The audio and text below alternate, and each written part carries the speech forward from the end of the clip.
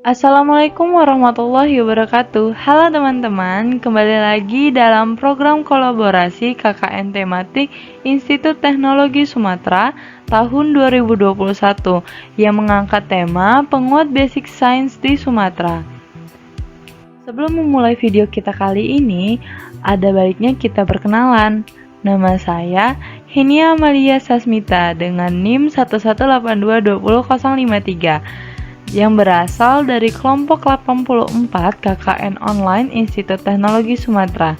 Saya merupakan salah satu mahasiswa di program studi perencanaan wilayah dan kota dengan jurusan Teknologi Infrastruktur dan Kewilayahan ITERA.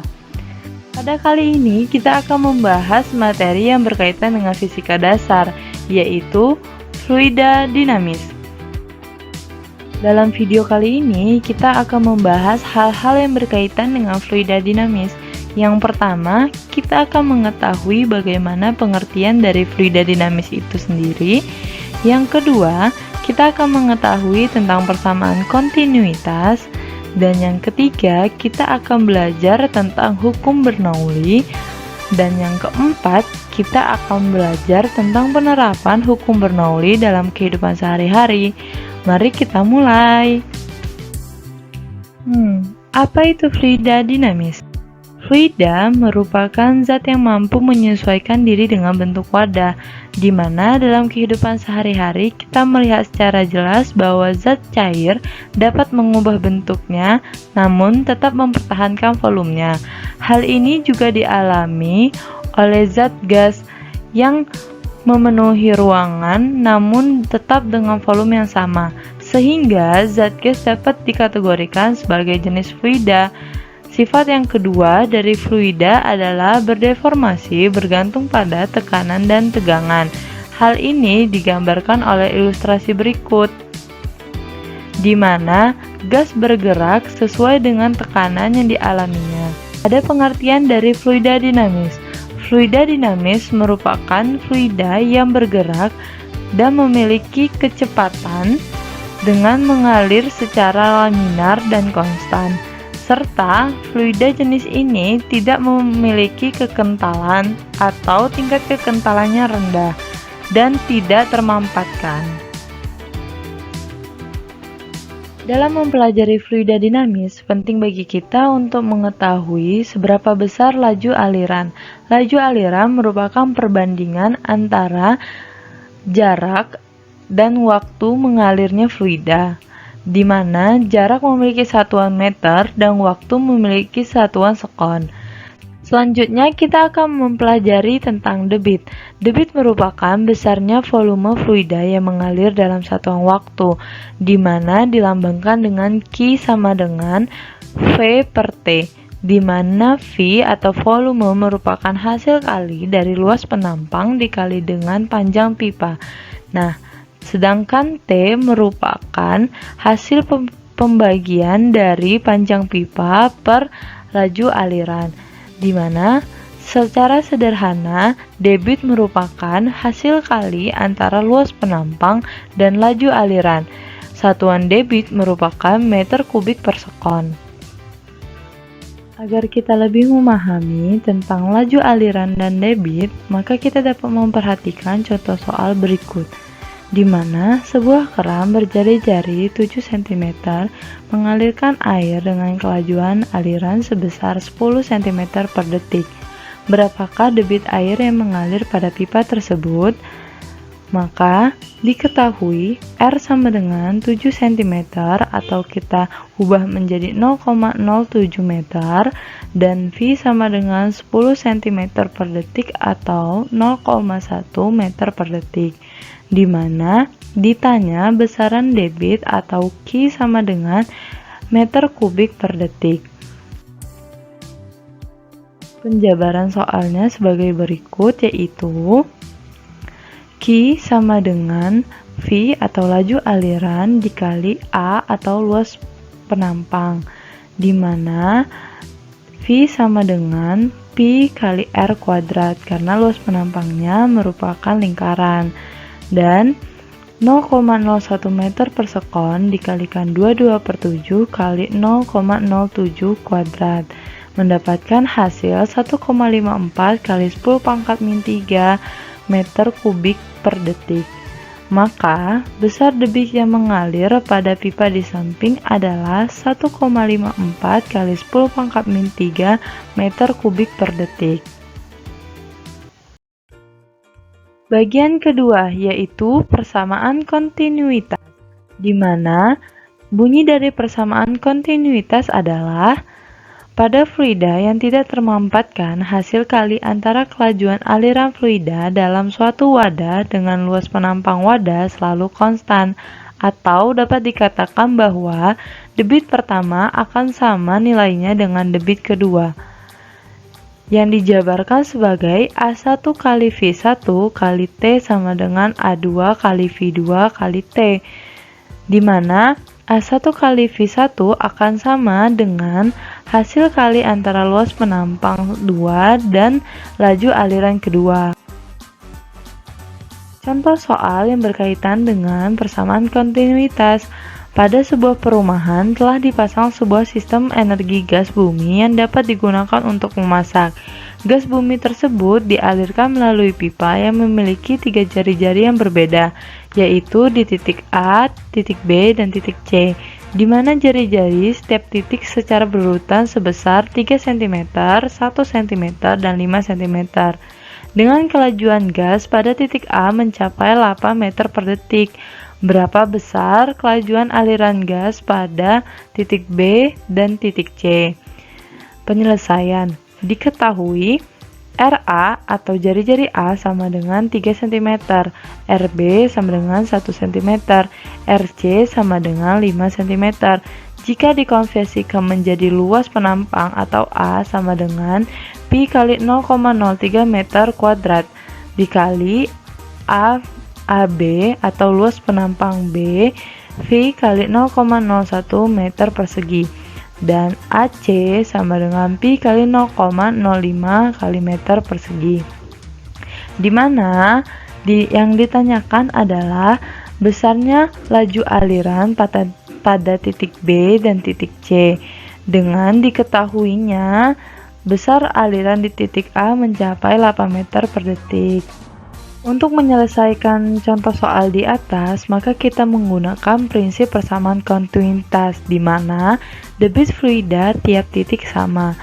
Q sama dengan VA kali AA sama dengan VB kali AB sama dengan VC kali AC, di mana jika kita ingin mencari VB sama dengan Q kali VA per A kali B, sama dengan 8 meter per sekon dikali V kali 0,03 meter persegi per V kali 0,01 meter persegi. Didapatkan hasil 72 meter per sekon, di mana VC sama dengan Q kali VA per AC sama dengan 8 meter per sekon dikali V dikali 0,03 meter persegi per V kali 0,05 meter persegi sama dengan 2,88 meter per sekon.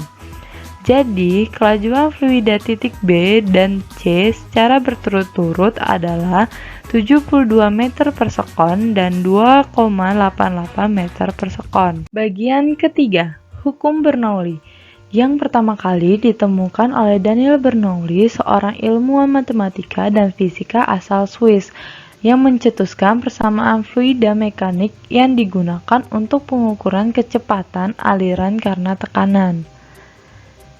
Di mana isi dari hukum Bernoulli menyatakan hubungan antara tekanan, kecepatan, dan ketinggian dari dua titik poin, di mana aliran fluida memiliki massa jenis tertentu, yang jika dijabarkan dengan persamaan akan membentuk P plus Rho dikali G dikali H plus setengah Rho kali V kuadrat sama dengan konstan.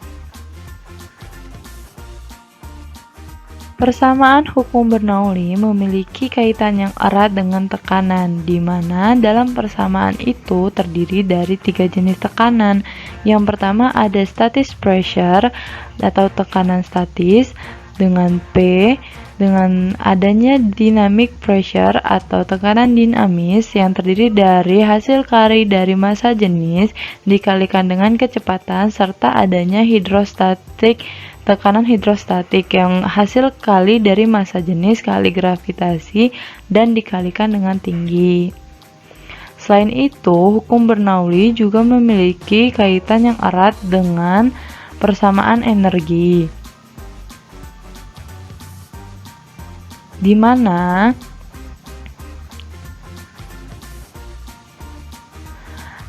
P atau static pressure dilambangkan dengan energi tekanan dan energi kinetik dan adanya energi potensial yang membentuk suatu persamaan energi kekekalan atau energi mekanik.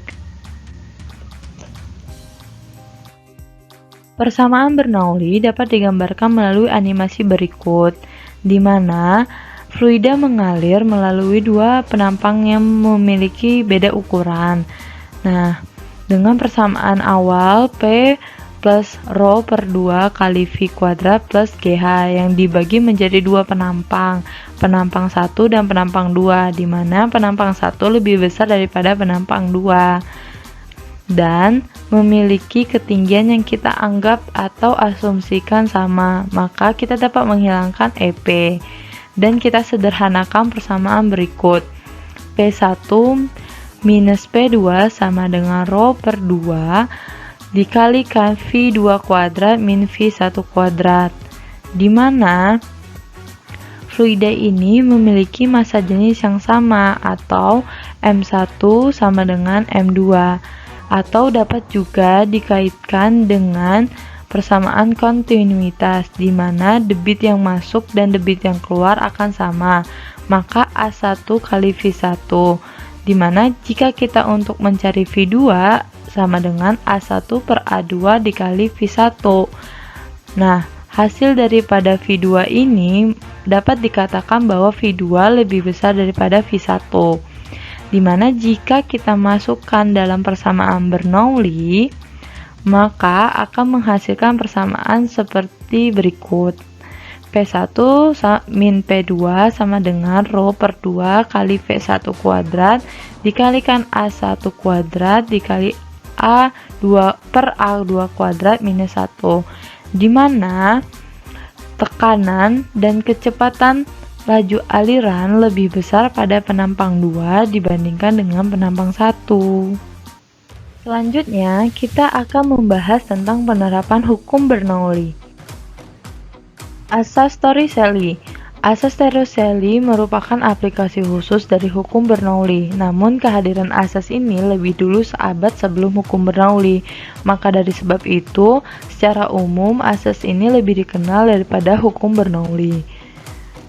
Yang animasi ini menggambarkan tentang sebuah kaleng drum yang memiliki keran di ujungnya, di mana ada luas penampang 1 dan luas penampang 2 yang kita masukkan dalam persamaan hukum Bernoulli, di mana kita menganggap tekanan antara penampang 1 dan penampang 2 sama karena ada di dalam satu tabung yang sama.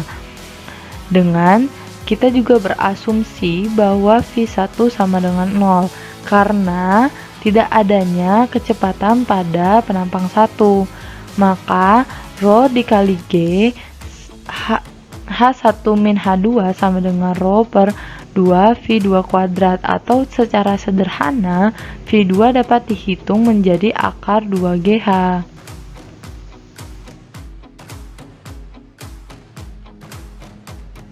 Untuk dapat lebih memahami tentang asas Torricelli, maka perhatikan contoh soal berikut. Sebuah drum bir dengan luas penampang lebih besar dari keran dengan ketinggian 20 meter dari posisi keran.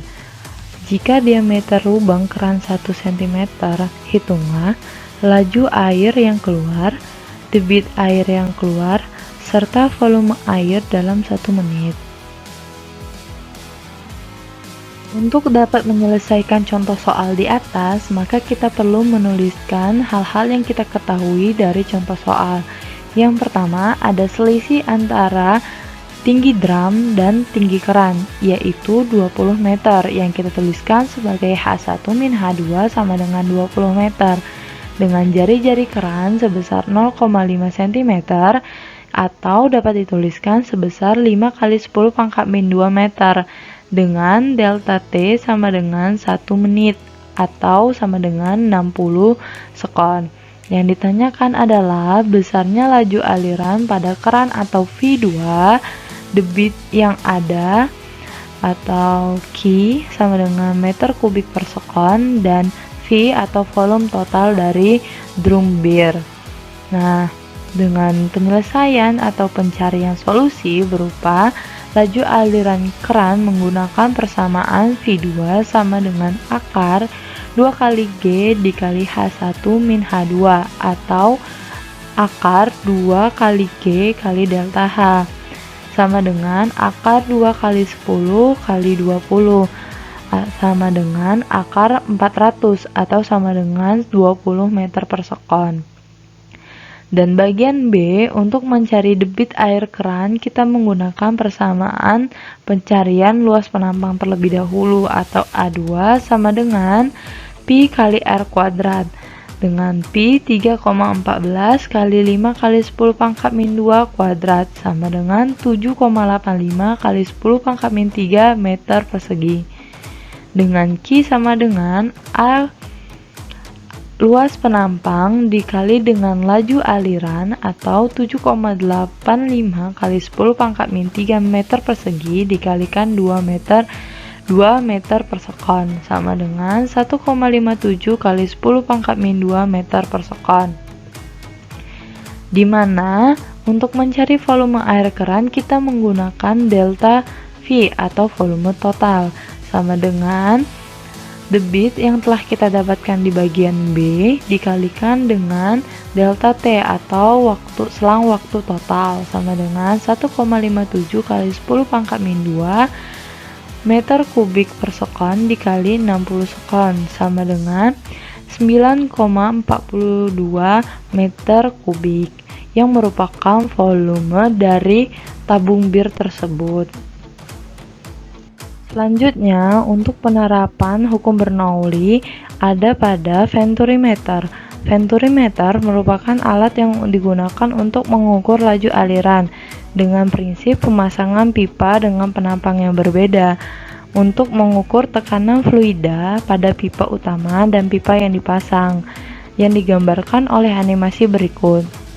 Di mana venturimeter itu dipasang sebuah alat pengecek tekanan di 2 titik, yaitu titik penampang utama dan penampang kecil, di mana Q sama dengan V1 kali A1 yang dimasukkan dalam P1 min P2 sama dengan ρ dan diubah menjadi V1 atau mencari kecepatannya dan menjadi Q sama dengan A1 akar 2 P1 min P2 atau per ρ kali A1 kuadrat per A2 kuadrat min 1.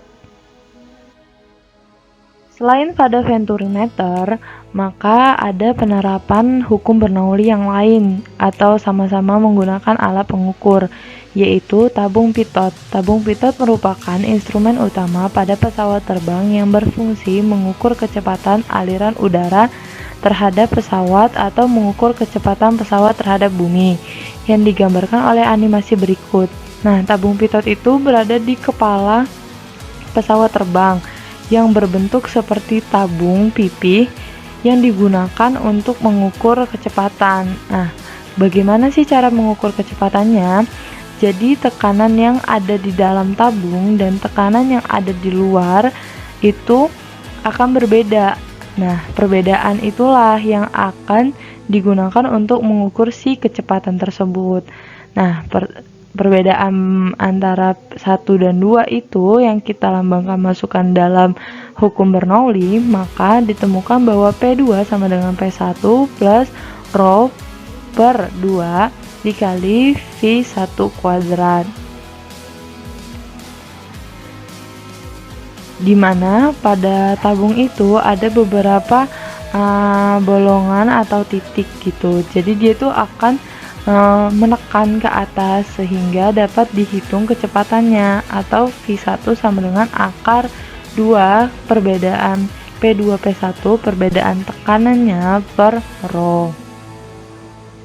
Untuk lebih memahami apa itu tabung pitot dan penerapan hukum Bernoulli-nya, maka perhatikan soal berikut, di mana tabung pitot dipasangkan pada sebuah prototipe pesawat terbang jika saat itu sedang bertiup angin dengan laju 5 meter per sekon. Berapakah beda tekanan udara dalam satuan ATM yang dicatat oleh tabung pitot? Untuk dapat menyelesaikan contoh soal di atas, kita perlu mengetahui atau menuliskan hal-hal yang diketahui dari contoh soal di atas, yaitu massa jenis udara sama dengan 1,29 kg per meter kubik, dengan kecepatan udara yang ada pada saat itu V sama dengan 5 meter per sekon, dengan ditanya selisih tekanan pada tabung pitot atau delta P dalam ATM. Nah, untuk menjawabnya, kita menggunakan persamaan yang ada pada animasi sebelumnya, sama dengan V sama dengan akar 2 kali delta P per rho, dimana dapat diubah atau kita sesuaikan untuk yang kita cari, yaitu delta P atau selisih tekanan. Maka delta AP sama dengan setengah kali rho kali V kuadrat, dimana delta AP sama dengan 1/2 kali 1,29 kg per meter kubik kali 5 meter per sekon dikuadratkan, maka hasilnya akan menemukan hasil 16,125 PA. Nah, pada soal kita ditanyakan bentuk ATM, maka akan kita ubah. Maka selisih tekanan kedua pipa sebesar 16,125 PA atau dalam satuan ATM akan menjadi 16,125 PA per 1,013 kali 10 pangkat 5 sama dengan 1,59 kali 10 pangkat min 4 ATM. Selanjutnya ada penerapan hukum Bernoulli yang sangat bermanfaat bagi dunia transportasi, yaitu gaya angkat pesawat. Rancangan sayap pesawat dibuat sedemikian rupa sehingga memiliki gaya angkat dan menggunakan penerapan hukum Bernoulli, di mana bentuk sayap pesawat itu dibuat sedikit pipih atau lebih condong ke ujungnya lebih lancip, di mana akan menimbulkan luas penampang yang berbeda jika dia terkena udara atau memecah udara, dan dia akan menimbulkan tekanan yang rendah di bagian atas dan tekanan tinggi di bagian bawah, sehingga pesawat dapat naik. Nah, hal itu merupakan salah satu gaya angkat yang membantu pesawat untuk bisa terbang. Untuk dapat lebih memahami bagaimana hukum Bernoulli dapat diterapkan dalam gaya angkat pesawat, maka kita akan membahas contoh soal berikut ini. Pesawat Sumatera dengan mesin Boeing 789-100 IT memiliki massa pesawat ditambahkan muatan yang diizinkan adalah 351.800 kg dengan panjang sayap pesawat adalah 64,8 meter dengan luas total penampang sayap adalah 436,8 meter kuadrat atau meter persegi. Kecepatan pesawat saat lepas landas adalah 270 km per jam dengan asumsi laju udara di sisi sayap 25% lebih cepat dari laju sisi bawah sayap dengan pesawat bergerak pada laju maksimum. Berapa gaya angkat Bernoulli pada sayap pesawat? Apakah gaya tersebut sanggup mengangkat seluruh berat pesawat dengan massa jenis udara 1 kg per meter kubik?